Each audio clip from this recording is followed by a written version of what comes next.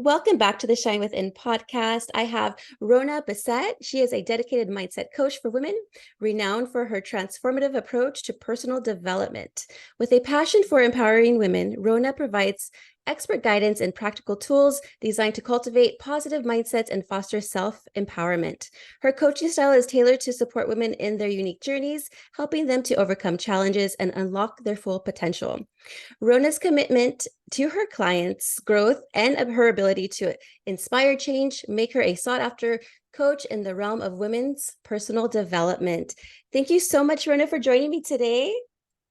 Oh, thank you so much. Thank you so much for inviting me. I'm really glad to be on today. Thank you so much. Thank you Yes. so much. My pleasure. Yes, because I'm all about the mindset. And to be honest with you, in my sobriety, in my early phases of recovery, I actually sought out a mindset coach, and because Okay. I didn't know any like recovery coaches or like sobriety coaches out there, so it was all about like the mindset coach. So, can you just start by telling us a little bit about your journey and to personal development and mindset coaching? Okay. Well, my journey, I would say my personal development journey started quite a while back in my life when I was a lot younger. When I was in my 20s, I started looking into personal development. But I think unfortunately for me, what I did was for me to really get deep into my personal development, I waited till I kind of hit rock bottom. So I was really in a kind of difficult place. I was not well. I was ill, and I suffered from anemia. And I remember not like walking down the road and not being able to walk a couple of steps, and like all of a sudden I couldn't breathe and I was out of breath, and I was like, oh my god. I thought it was down to like I was just unhealthy, and I needed to lose some weight, and that was my thing. And then when I finally went to the doctor, them saying to me, you've got anemia and you need to start taking some iron tablets. And it's really funny because when they gave me the prescription, by the time I got home, they called me and said to me, Rhona, you're going to have to triple the dose because your levels are so low. I think they were supposed to be about 12, 14, mum, something like 5. If you don't take these tablets, you're going to end up having to have a blood transfusion. So I literally had to, really, really get into it and really start looking after myself. And then after that, I went from having anemia to then getting fibroids. And then when I had fibroids, I coped with that situation for 2 years. So I went through terrible, terrible, terrible menstrual cycles. We're talking menstrual cycles 3 weeks out of a month, opposed to 1 week out of a month. But I coped with it. So I did it for like 2 years. I coped with this, coped with this, coped with this. And I remember, I think I was watching some television show, and it was about hospital, and they talked about women who suffered from some type of toxic syndromes because of using tampons and the way they're using it. And me thinking to myself, I need to deal with this. So I went to the doctor, and they said to me, your fibroids are massive. They're the size of 3 grapefruits. And basically, we can do one of two things. We can blast them, but they'll come back, or we can give you a hysterectomy. And I took the latter because it was like I just needed it to be gone. I was going through, and mentally, what I was going through was as bad, if not worse, than what I was going through physically. Um, you know, not feeling that I couldn't sit down anywhere, and like I was working in a place where when I had a meeting, I would show up late for meetings so that when they had all the chairs set out, I would stand up because I was so afraid I was going to soil myself and all that kind of thing. So it really did take a really big toll on my life. And I remember after that situation and actually having the hysterectomy, thinking, this is a solution. This is the answer to my dreams. After I have this, it will be okay.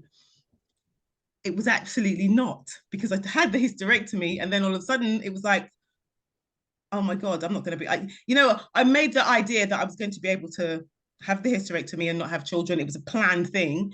But then when I had it, it was like, oh, you're never going to be able to have kids again. It's not going to happen. I didn't have children. I was still of childbearing age. So it went from bad to worse in my eyes at the time. And I really, really had to start looking at where I was and just uplifting myself, because I got into a small depression after I had my hysterectomy, and it was about like uplifting myself and bringing myself out of that. And that's when I started doing things like affirmations and incantations and things like that, like just using that to try to get myself moving, and physically and mentally. And when I did that, it kind of like really changed my life around, completely changed my life around. And it was about the seeing and the believing and what I thought of myself. And I kind of used my problem to bring me into a different stage, because I became a mindset coach for women because of what I went through.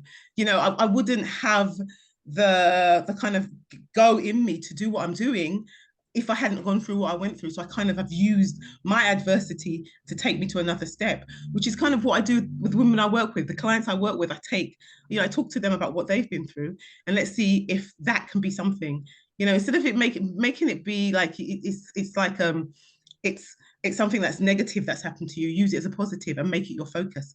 Make it into something that can actually change your life and uplift you. So when I work with a lot of my clients, a lot of my clients are women. I do work with women, and I work with women that have gone through a certain amount of adversity. And it doesn't necessarily have to be health, because I have worked with women who have gone through divorce, or they've gone through like some type of poverty, things like that. But a lot of it is focused on just saying, well, okay, you are not the adversity. I remember having my hysterectomy and thinking, okay, that's it. That's who I am. I'm a woman who can't have children. And having to expand and see further than that. And a lot of women, when they go through what they go through, they become the adversity. And it's like, well, you're not the adversity. This is something that's happened to you, and you have to move on with it. So it's about moving on with it and trying to get through life with it. Wow, yes. Thank you so much for sharing that. My mom actually had fibroids too. And I remember her stomach would swell up very bad. And then another friend of mine actually had them, and she said it was like the most painful experience she's ever had to dealt with in her life. So yes, thank you so much for sharing that. And then yes, helping women, not only going through like health challenges, but like you said, divorces. And like I said, for me, it was like trying to figure out like, who am I? Who is Gina here after, during my sobriety, I should say. And so I really love mindset coaches because it is here. How we talk to ourselves and everything. Yeah. Absolutely. And the funny thing is, I find that as women, what we do is everybody else is going through their stuff, and we're the first to cheer them on. Oh no, this can happen for you. You can do better. But when it comes to cheering ourselves on, we take a completely different approach, and I kind of take a lot of my clients I go back and I'm like, okay, let's start to think about what we're thinking about. What's actually going through our minds. So we talk about things like our first thoughts of the day, what we are thinking about. One thing I particularly tell my clients to do is throughout the day, 3 times in the day, just stop and think about what you think about. Just stop and think about what's going on in your mind. And what happens is, like, you can get in the shower, like say you're going to take a shower, you're thinking about, oh, what am I going to do today? What am I going to do when I get to work? How long is it going to take for me to get on the bus? And your mind's going so many miles a minute, and you're not focused on just taking your shower and getting clean. You know what I mean? We don't live in the now. So I do a lot of work around thoughts, a lot of work around beliefs, and the limiting beliefs a lot of us have in ourselves, because we can talk ourselves out of things so easily. We don't need, a lot of people can say to us, well, no, that's not a good thing to do, and that's not a good thing to do, but we can do it to ourselves the best. We really do. We really, really can. But then we will talk other people into doing things to change their lives and to be better. We support our partners, we support our children, we support our parents, we support our friends, we support our work. We're always supporting other people, but we're not supporting ourselves. And it's about us having our cup, full, making sure that our cup is always full, because women are massive givers. We give and we give and we give, and there's nothing wrong with that. But if you're giving with a cup and your cup is getting empty and more empty and more empty, even what you're giving is not as substantial as it would be if you gave with a full cup. So it's about making sure that you're able to give with that full cup. Yes, absolutely. And that is definitely something that you probably see a lot of women coming to you saying, hey, how do I put myself first? Because here, they wear many hats. Their wife, their mother, their friend, the sister, daughter, and they're trying to please everybody. But what about them? They should come first, because if they're happy and feeling good, then everyone else around them will then benefit.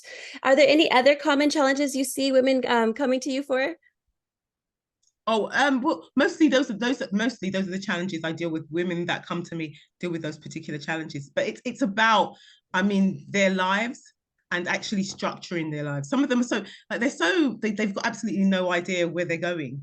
You know, I've had clients who are like, well, I'm just stuck in this. I've got no choice. They honestly believe they have no choice, and it's like you do have a choice, and you can find your choice, and you can find your voice, and you can find who you are to develop into the woman that you want to be. Um, a lot, a lot of my clients, um, they find it really difficult to take any type of compliment. So, so far less them complimenting themselves. So they if you say something to them like, oh, you got really pretty eyes, or you got, oh no, no, no, they kind of bat it back. And that's, so if you're batting it back from me, what are you saying to you yourself? Are you able to say to yourself that you're beautiful? Are you able to say to yourself that you've got nice eyes, or that you've got, and a lot of them are not. They're not. And we go through those type of practices of looking in the mirror and saying nice things about yourself. And I remember I had a client, and I said to her, what do you do to just like to chill out and enjoy? And she said, I don't do anything. And I said, well, what do you like doing? And she said to me, well, I like washing my hair. So I said to her, well, okay, when you wash your hair, let's just make a big thing of it.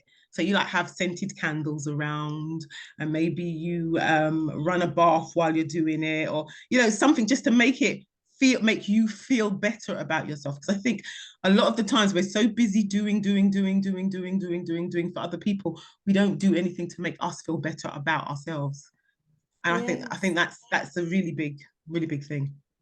Yes, and going back to like taking that shower, I Mm-hmm. remember I just enjoyed like the rain, the rain shower, just coming down. I just imagine like, oh, me and like some type of tropical area where the warm water is coming down, hitting my face. And you can use your imagination a lot too. And it's just how you just Yeah, kind of like take on and kind of appreciate what you're doing at that moment instead of having to think about, oh, I have to do this, I have to do that, traffic, how am I gonna get to work? Different yeah. different things that pop in our head because we want to make our mind our best friend, not our enemy, because the enemy there's chatter in there. I'm telling you, that chatter. How can someone get rid of that chatter that's talking to Well, them we negative? have we have I think they say over 70 thoughts, 700 no 70,000 thoughts per day. And you're going to think thoughts. That's, regardless of whatever, you're going to think thoughts, but it's about putting those thoughts that you want to into your mind.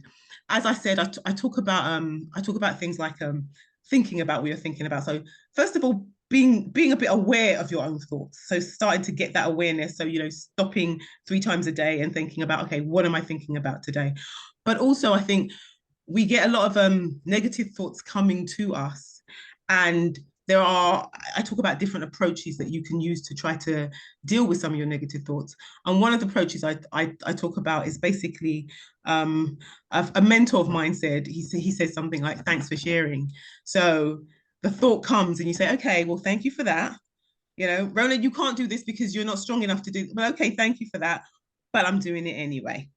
You know, a lot of Yeah. people, a lot of people will use um certain words like delete. So if a negative thought comes into their mind, they're like delete, or they're like no, or they'll just use a kind of cut-off word. They know their cut-off word, and they use that to cut off their thought. Sometimes right at the beginning, I remember when I used to have a negative thought come into my mind, I used to shake my head. So I literally used to kind of like shake it out. So it was a physical kind of thing I was doing to get rid of it. So it's very much, there are so many different strategies people can use to be dealing with their thoughts. But I'm telling you, initially, it's about paying attention to what you're thinking about. Because sometimes we have these negative thoughts and we're not paying no attention to them. So we just go in ahead and doing what they're telling us, and we're not paying any attention. It's almost like we believe the thoughts are in control of us. So we're just following through, because what happens is whatever we think about, whatever we believe and whatever we think about, we will then act on. That's what we do. That's what our actions will lead to. And it's about starting to look at some of those thoughts and starting to go back. And it can be really difficult, because if you've been spending the last, I don't know, 20, 30 years just going on day by day, just like a robot, and then all of a sudden you've got to stop and think, it can be really, it can be a bit of a chore for you. So it's about being able to take that and say, okay, this is what I'm going to start to do. Yeah, the awareness is a big part of it, just to Absolutely. observe this thought. Why am I even having this thought? Where is it coming from? Where is Mm, it stemming from? And absolutely. yeah, and if we start talking better to ourselves, we will then take on our day even like we'll have an incredible Better. day. I know for myself. And self-confidence Absolutely. was always a big one too. Um, and it is a crucial aspect of personal development. Don't get me wrong. It is very big. Can you share some effective techniques that you use to help women boost their self-confidence? Well, with self-confidence, I think, as I say, a lot of it to me is to do with thoughts and beliefs and where they come from. So a lot of it is about awareness, because a lot of women, they have a lot of low self-esteem around being able to do certain things, but they have that which is built in them. So it's a negative belief they have had from way back. And what people don't realize is when you have a belief, whether it's right or wrong, you will act on that belief. Whether it's right or wrong, it could be you could say I can do it, you could say I can't do it. Either way, you're going to act on what you're going to do. And it's about looking at where some of them stem from. When I first started my business, a lot of my negative beliefs around money and things like that all stemmed from like my family and what my family said about having money and what I was hearing when I was young. And then you kind of you kind of follow it through. And sometimes a lot of those things are followed through. I never thought I'd be able to be a motivational speaker and a personal speaker in front of people, because it was just like, something that you just, oh no, you don't do that. It's not something that you do. And, you know, in some occasions, it was even considered a bit rude to be thinking that you knew better than other people and you could come and share. But I see what I do as more like sharing my knowledge and sharing what I've learned and what I've gone through to help others, as opposed to dictating to others. You know what I mean? So it was very it's very much about where some of your negative beliefs stem from, finding out where they stem from, recognizing them. Is it because you've had like a negative experience or a negative memory? Or is it a generational thing that's come from family or the group, the environment that you're living in? Where is it coming from? And actually taking stock of that kind of thing. Yes, because I even remember when I was in elementary school, like, I was a cute little girl. I would wear little dresses, and little shoes, and then like as I Mm-hmm. was approaching like fifth grade, and then some of the sixth grade girls would say, "Oh, you're conceited." I didn't even know what that word meant. I had to like look it up in the dictionary. I was like, "What does conceited mean?" Like, I'm just trying to be myself. But then once I discovered what that was, and then I felt like I changed. Like I didn't want to be thought that way, and so I literally stopped wearing dresses. I was wearing like more pants and tennis shoes and like just shirts and like hats, because I felt like I needed to hide, because I felt like I needed to please people. Now I know Mm-hmm. women struggle through this even to this day. Like as adults, women are just like, oh, I worry about what other people think. What would you say to a woman who is thinking those thoughts? Worrying about what other people think. It's been, you know what? It's a challenging thing. It's very challenging. I started my business about 2 years ago. And I remember when I went on social media, I struggled with like coming out on social media and being able to express myself the way I want to express myself. But it's about knowing what it is you want to do and why it is you want to get there. And if your reason why is strong enough, and if your reason why is basically about developing yourself and being the best person you want to be, if that's your reason why, then it doesn't really matter what other people think. What other people think is none of your business. I mean, unfortunately, we got social media and everybody decides that they got opinion about everything. Everybody has an opinion about You can go on social media and say something. It's one thing for people to disagree with you, but people won't just disagree. They'll disagree and then they'll criticize you and all that. And people are going to do that. That's what they're going to do. They're going to start picking like, oh, you the one with the glasses on, you saying that. And you know what I mean? They'll start having a dig at you personally and not what you have said. Um, and it's about we live in a world, unfortunately, where that is the case. It shouldn't be happening, but it is the case, and it is happening. And people have to be able, they have to be able to share who they are and be the people they are. And I think what it does is what you have to do is you have to start with you. you start learning about yourself. You become more self-aware. And when you become more self-aware, then you're able to express more of yourself out there. So it just starts with you. It starts with starting to do things to help you to become more self-aware about who you are. I mean, there's so many, like, I'm big on, for me, I'm big on waking up early in the morning. For me, I'm big on exercise. For me, I'm big on eating right. I don't always do it the best way I can. I still got a lot to learn there, but I'm big on all those type of things. So it's really about working on myself. So for me to be able to give to others, for me to be able to share my story, for me to be able to do everything I do, I have to be able to look after me first. No matter what steps you want to take in your life. If your step is to, I don't know, get into a better relationship, with a partner, you have to look at you first. You have to start taking care of you first. It's really, and I think for somewhere down the line, sometimes people have been told that that is selfish. Now, we're not talking about thinking that you're the best and you're the only one and nobody else matters, but we're saying to take care of yourself so you can go and do whatever it is you need to do. That's right. And I feel like many women actually struggle with like work-life balance even. Do you have any top tips for achieving a healthier balance without actually sacrificing personal or professional goals? Um, what I would say for work-life balance is when women are working, first of all, as I say, the number one tip is recognition. You got to recognize it, because if you don't recognize it, ain't nothing gonna happen. You must recognize it. So you must step back and start looking at it. I think women have to start doing things for themselves, even though it's tiny. But it's like we say, oh my god, there's only so many hours in the day. There's no way you can't make 10 to 15 minutes to do something that you want to do in the day, even if it's your nails you want to do or whatever makes you feel good. I know when I get up in the morning, I'm all for listening to motivational tapes and books and music, and I'm that, because that's what works for me.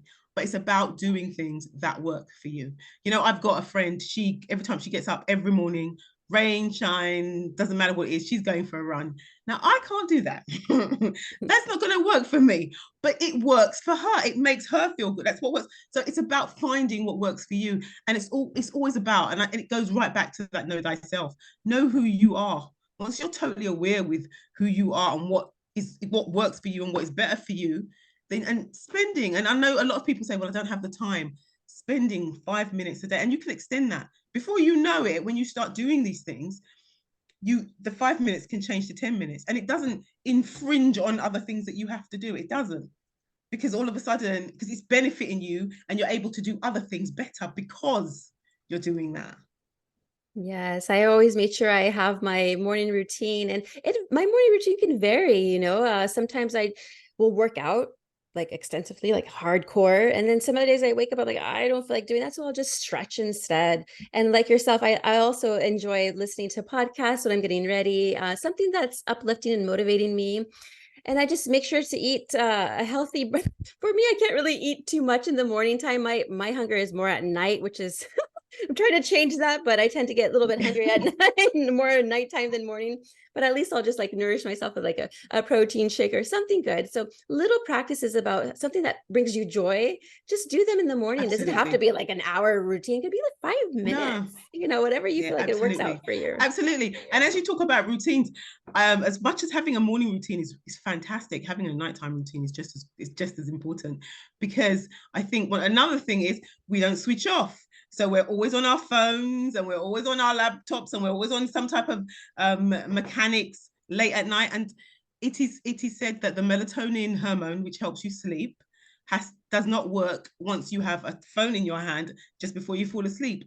It has to be off at least 2 hours, otherwise you're not getting proper sleep. And as much as we need to eat right, we need to make sure we do exercise, we need to get proper sleep. We need to rest properly. Our bodies need the rest, and we need to be able to switch off some of these gadgets late at night. So we need to be doing that as well, making sure that we have an evening routine where we're getting ready for bed, we're settling down, the room is comfortable, we're wearing, I don't know, the eye shutters or whatever, the earplugs that you need, whatever it is you need, you make sure everything's ready for tomorrow morning, so you don't have to worry about the clothes you got to wear the following morning. It's already sorted out, all that kind of stuff. So you have an evening routine as well. So as well as having a morning routine, you have an evening routine, so it kind of blends into each other.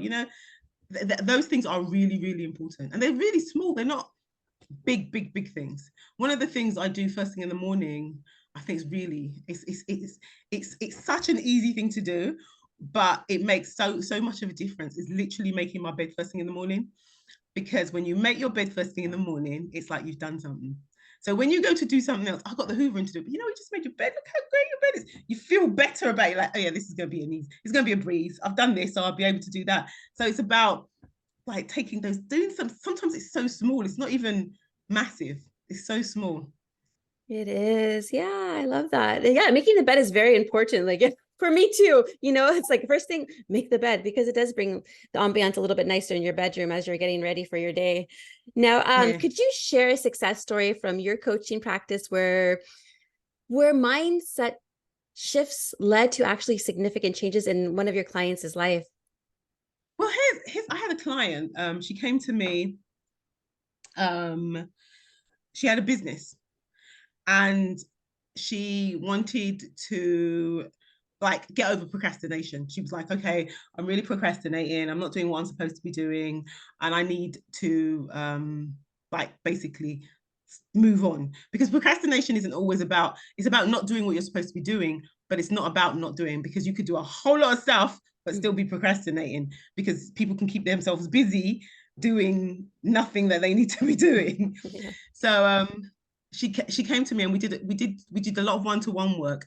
And what's really funny is the work I ended up doing with her was all about some of the shifts, some of the daily routines we were talking about, like some of the getting up early in the morning, making your bed, doing your affirmations, paying attention to the way you're thinking, those type of things. And it actually, because she changed that, it shifted everything else in her business. So she ended up doing a lot better in her business because she started changing other things. So sometimes it's not exactly the thing you think it's going to be. Sometimes it can be something else. And because you started to give yourself a better routine, you started to give yourself a better schedule, everything else kind of fell into place for her. I have a lot of my clients. I remember I had a lot of my clients, they feel that things can't happen for them. They can't make changes in their lives, and like things are not going to change, and everything's very stagnant. I did have one client, it's kind of strange actually. We were doing where we were looking at different types of ways she can look at when you do oh my god, what's it called again? I've got it on my wall. Yeah, I've literally got it on my wall, but I can't remember the name of it. It's completely come out of my head. When you do like when you do all the, I can't remember, I don't know why the name of it's come out of my head. We do all the pictures and you say like, this is what I want, this is what I want, all those different Oh, things. vision board. And Yeah. you know what? That just left my head. I don't know why. It just That's left my okay. head. It happens to me all the time. It's my age. I apologize. And when we did the vision board, and it's really funny because when I do vision boards with my clients, I'm like, okay, well, what does it feel like when you're going to be there? So if somebody says to me, okay, I want to be eating heavily, I'm eating better. I'm like, and she's got a picture of, I don't know, a salad bowl or a smoothie or something. I thought, okay, what does that feel like when you're eating better? What does it feel like? What's your body feel like at the time? So we go through the different elements of how does it feel? What does it smell like? We go through all those different elements. And one of the things she said, I remember, she said she wanted to spend more time with her family, like her parents, and her grandmother was very old and she wanted to spend more time with them. And I said, okay, well, what would it feel like? She goes, oh, it would be so much fun because the family would be around. We're having all these conversations. And literally 3 weeks later, she was leaving to go. She said, and she had no idea because she hadn't seen them for like, I think something like 3 or 4 years. Literally 3 weeks later, she was leaving to go and see her family. I was like, well, that's great. And she was like, I don't know how that kind of came about, but it did. And it's for me, you manifest what you think about. If you truly think about it and you truly have the beliefs about it, you can manifest it. It can literally come into your life. And I think what people don't realize is even when we're not planning on manifesting, that's what we're doing. So if we're concentrating on the negative all the time, we're concentrating on being broke, we're concentrating on poverty, we're concentrating on how hard times are right now, and everything is increasing in price, and how we're not going to be able to pay for our bills. That's what we're going to get. Mm-hmm. We're just going to get exactly what we're focusing on. So it's about shifting that focus. So a lot of work I do is about shifting that focus. But it's a lot. you know, because like even when I do vision boards, it's very much about the feelings and I use the five senses. I'm like, what does it smell like? What does it sound like? Like, because that's how we react to the world, using our five senses. So you have to be very aware of everything and how you're feeling, not just the pictures of, okay, more money, fancy car, or you know what I mean. It can't just be those pictures. There has to be more to it, because you've got to go through the process, physically go through the process.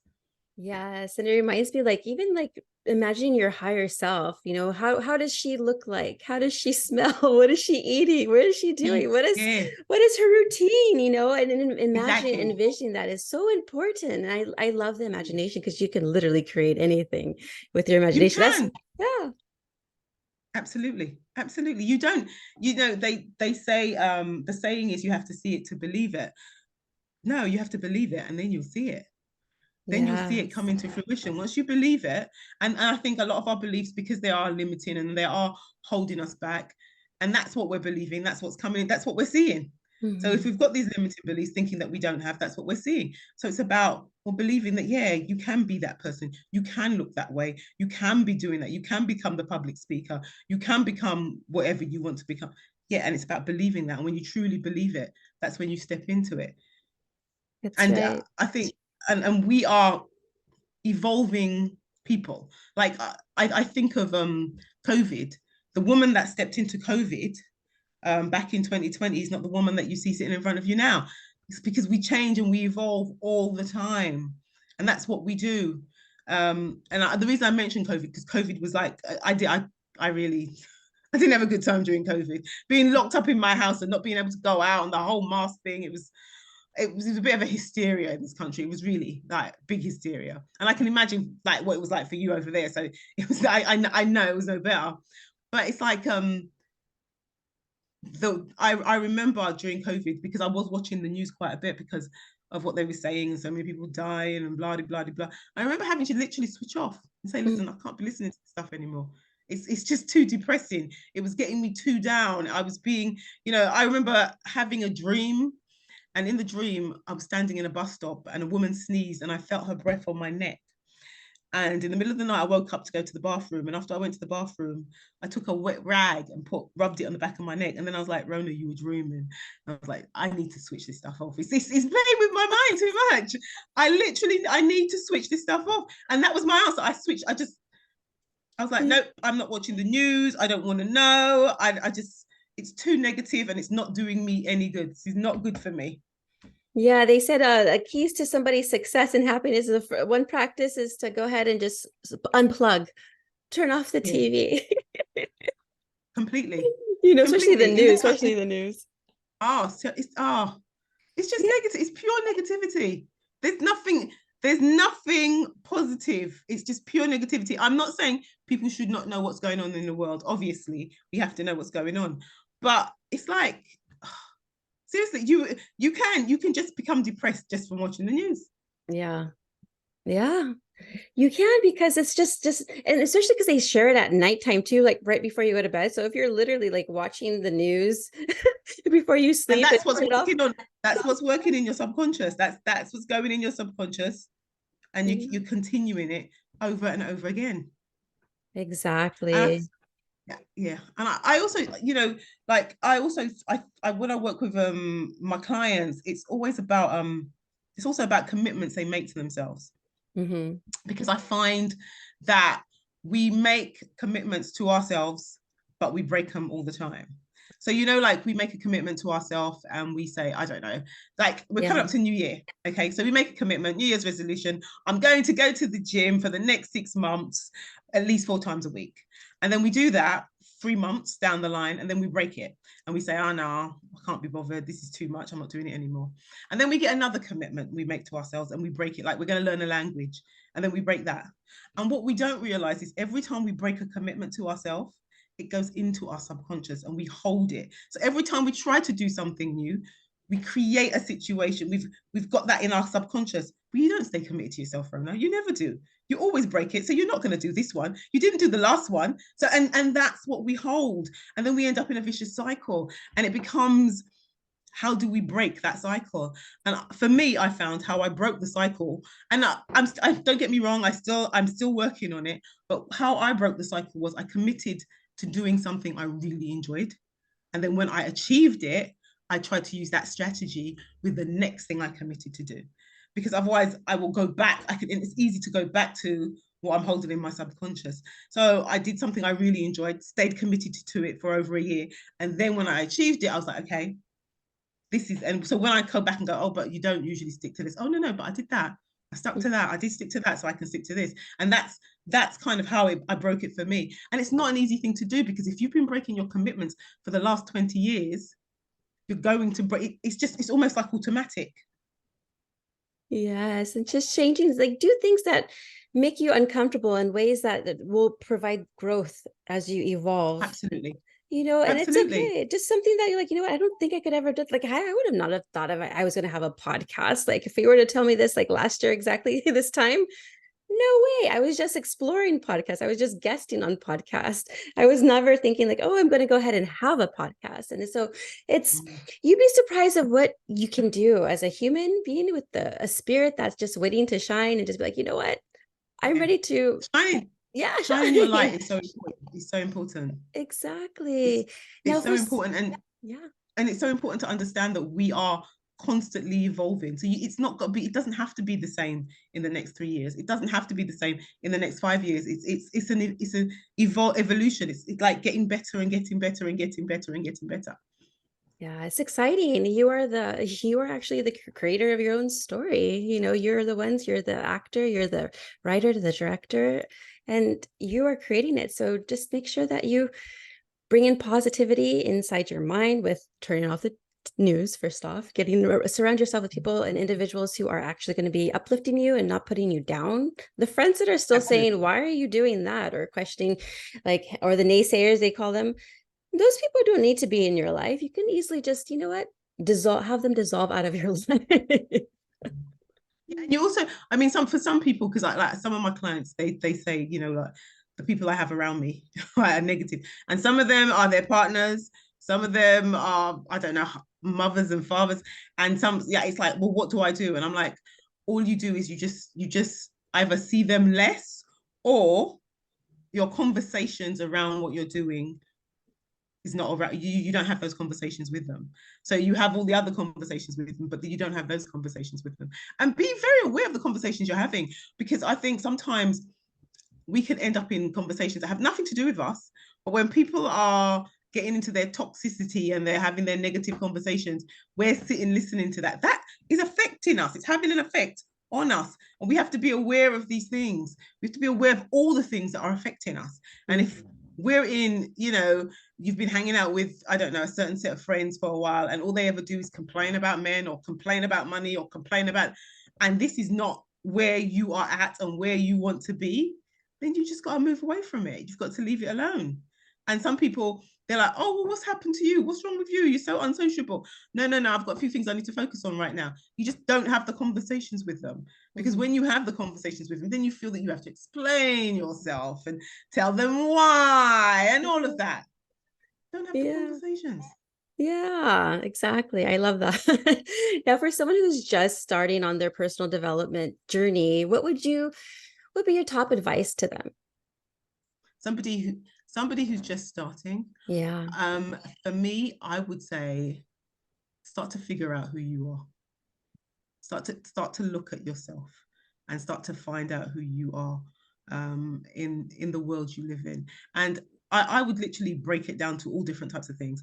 I'd break it down to like your work, your career, your social life, your business, looking at all these areas, and where are you in all these areas, and where do you fit in all these areas, and are things working the way you want them to work in all these areas. Because yes, we might have like a brilliant personal life, but we might feel that we're totally broke. Or we might be making loads and loads of finances, but have no friends. So it's about starting to take a good look at yourself, and then following like some of the routines we talked about earlier, starting to look at morning time routines and nighttime routines, and what are your routines. Because a lot of people, when you talk to them, they've got no routine. They don't. I just do what I do. I get up, I go, and there's no There's no type of like settling themselves down in the evenings or waking themselves up in the morning. There's none of that. It's just they do what they have to do, and there's got to be something in it for them.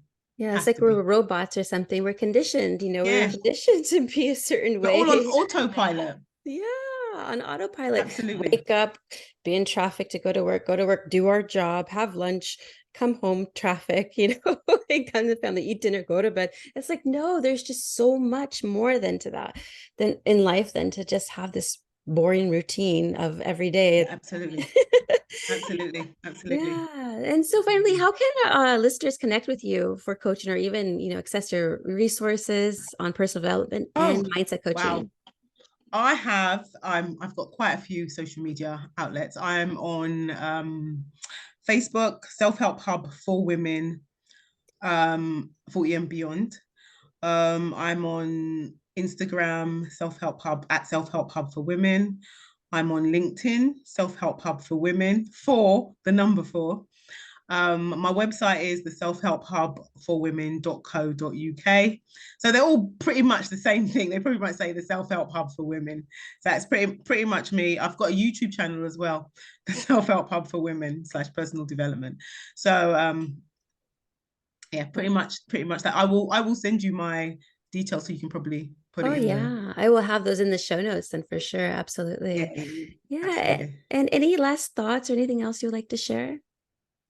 Um, I just, I can't say anything more to women than start taking care of yourselves. Start looking at who you are and knowing who you are for you to start making steps forward. If you want to make changes in your life, just start just looking, just figuring out who you are in the world you are, the world you live in, being aware of who you are. And then you can start, and then you start looking at things like thoughts and beliefs and all those type of things. But just looking at who you are, where do you fit in? How are things working for you? And if they're not working for you the way they want to work for you, then you start looking to make some changes. And here's the thing about wanting to make changes. We all have good intentions. We do. We all have good intentions. Oh, I'm going to do this. I'm going to do. But everything we need to do, we need somebody to help us kind of make us accountable. So like if we're going to take a driving test, we need to get a driving instructor. If people want to go to the gym and lose weight, they get a trainer. Everything you want to do, you get somebody to keep you holding you accountable. Because sometimes we have good intentions and we say, yeah, we're going to do this. And then 2 days we stop. Mhm. And some of it is that, the negative Chatter. mindset we have. Yeah, the negative chatter we have. But some of it is just like because we're so not used to doing it. Sometimes we need somebody to hold our hand, literally hold our hands and to take us through it step by step. That's awesome. Yes, thank you so much for sharing such good good advice and just value. And I'm sure our listeners are going to appreciate it and start taking these steps that you've provided here. So thank you so much, Rhona, for everything. And I No cannot wait to problem. see in any upcoming projects that you're going to be having. And I'll look forward to that for sure. Oh, no problem, no problem. Can't, I'm really glad to be on here this evening. Very, very glad to be on here this evening. Thank you so much. My pleasure.